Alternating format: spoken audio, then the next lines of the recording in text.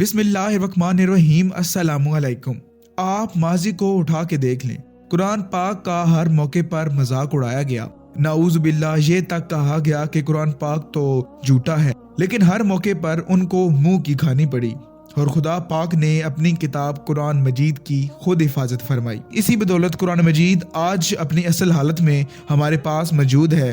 नाउज़ बिल्लाह, कुरान पाक को गलत कहने वाले हमेशा काफिर ही होते हैं, यहूदी होते हैं या कोई गैर मजहब से ताल्लुक रखने वाले लोग। लेकिन अक्ल तो वहाँ दंग रह जाती है जहाँ इस्लाम के पैरोकार ही कुरान मजीद का मजाक उड़ाने लगे। ये हुआ है, जी हाँ, ये पाकिस्तान में ही हुआ है। नाज़रीन, आप जो अपनी स्क्रीन पर वीडियो देख रहे हैं, इस वीडियो में कुरान पाक किस तरीके से पढ़ा जाता है, उस तरीके से ये लोग आपस में मजाक पर मबनी बातचीत कर रहे हैं। ये वीडियो मैं आपके सामने रखने जा रहा हूँ, आप खुद देखिए और बताइए कि ये लोग जिस तरह बात कर रहे हैं ये ठीक है, और अगर ठीक है तो क्या शरीयत हमें इस चीज की इजाजत देती है, और अगर ये बिल्कुल गलत अमल है तो इसके लिए क्या किया जाना चाहिए।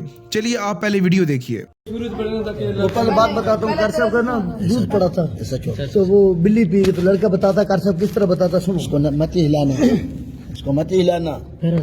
कारी साहिब बिल्ली आई दूध पी गई सारा।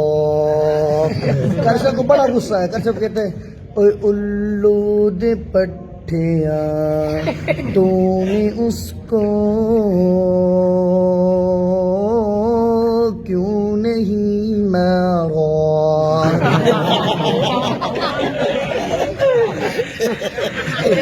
नाज़रीन, आपने वीडियो देखी।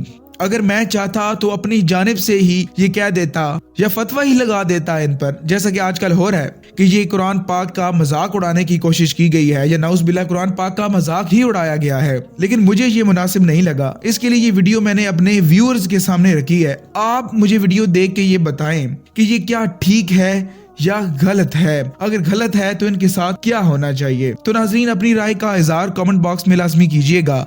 आज की वीडियो में बस इतना ही। अपने होस्ट शुएब सदाम को इजाजत दीजिए। अल्लाह निगहबान।